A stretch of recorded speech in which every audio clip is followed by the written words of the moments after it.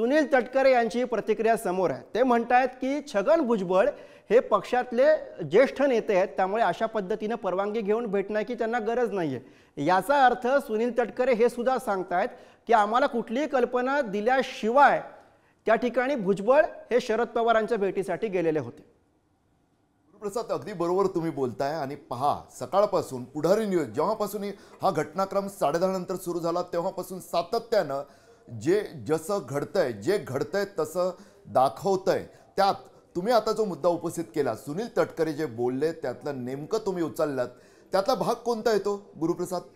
छगन भुजबळ यांचे नाशिकचे पूर्वनियोजित कार्यक्रम होते, किरण ताजनेंनी आपल्याला सांगितलं। मात्र त्या कार्यक्रमांना भुजबळ जात नाहीत। ते कुठे जातात?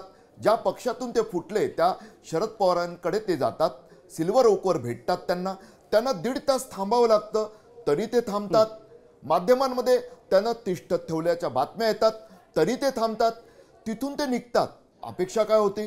स्वाभाविकरित्या अजित पवार आणि प्रदेशाध्यक्ष सुनील तटकरे जिथं बसलेत तिथून अवघ्या 20 मिनिटाच्या अंतरावर, फार तर तुम्हाला ठाऊक आहे दक्षिण मुंबईचा परिसर, मात्र तिथे जात नाहीत। छगन भुजबळ जर ही भेट एवढी सहज साधी होती, सुनील तटकरे दावा करतात तशी, तर आपल्या पक्षाच्या नेत्यांना अजित पवार आणि सुनील तटकरे यांना भेटण्यासाठी का येत नाहीत?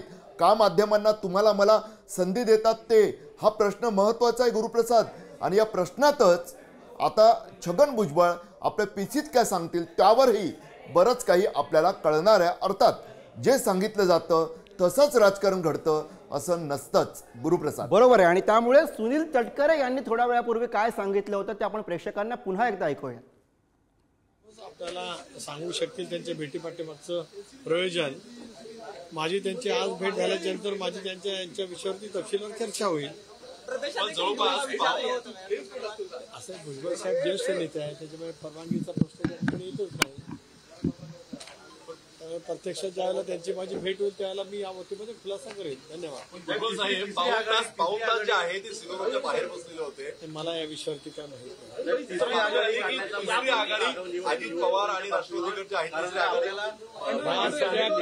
कल्पित निराधार बातम्या आहेत।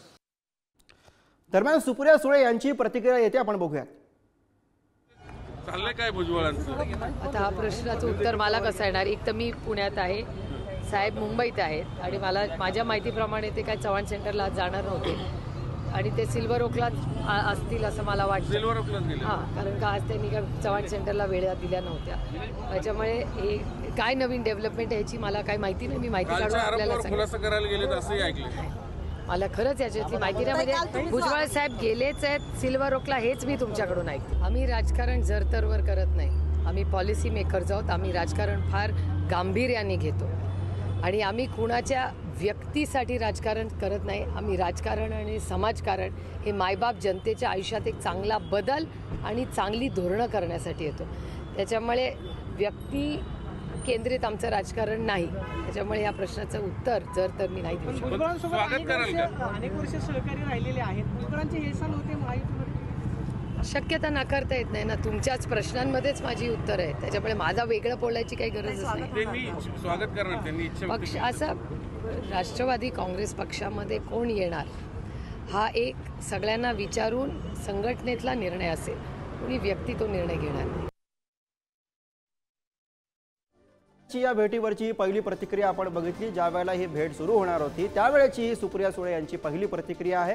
अर्थातच या भेटीनंतर आता राजकीय वर्तुळामधून प्रतिक्रिया यायला सुरुवात झालेली आहे। थोड्या वेळापूर्वी सुनील तटकरे यांची प्रतिक्रिया आपण दाखवली।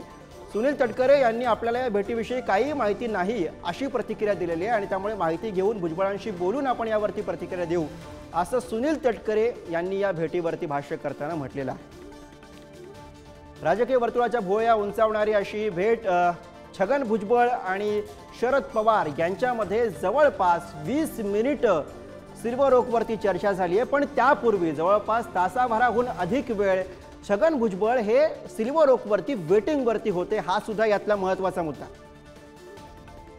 पुन्हा एकदा आपण जाऊया. तुळशीदास भोईटे सर आपल्या सोबत आहेत. भोईटे सर, तुम्ही मगाशी अगदी नेमकेपणाने म्हणालात की राजकारणामध्ये जे बोललं जातं त्याहीपेक्षा जे बोललं जात नाही याच्याविषयी सुद्धा आपल्याला बोलावं लागणार आहे. आणि अर्थातच या सगळ्या घडामोडी आपण जर का बघितला तर यामध्ये सुद्धा विश्लेषण करताना काही मौनांची भाषांतरं करावी लागतील. जसं की छगन भुजबळ यांनी भेटीनंतर घेतलेलं मौन आणि त्याच्या जोडीनंच त्या सगळ्या चर्चांनंतर अजित पवार यांनी सुद्धा बाळगलेलं मौन, याची सुद्धा भाषांतरं करावी लागतील.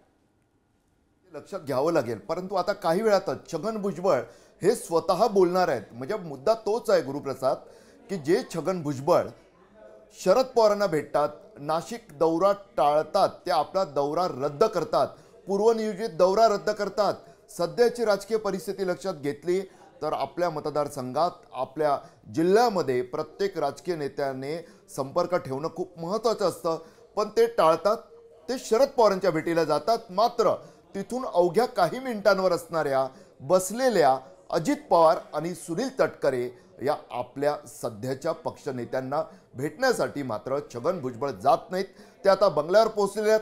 बंगल्यावर ते काय बोलतील त्यातून बरंच काही कळेल. अर्थात तुम्ही म्हणालात, आपण जे म्हणतोय सातत्यानं तसंच, की ते नेमकं काय बोलतील.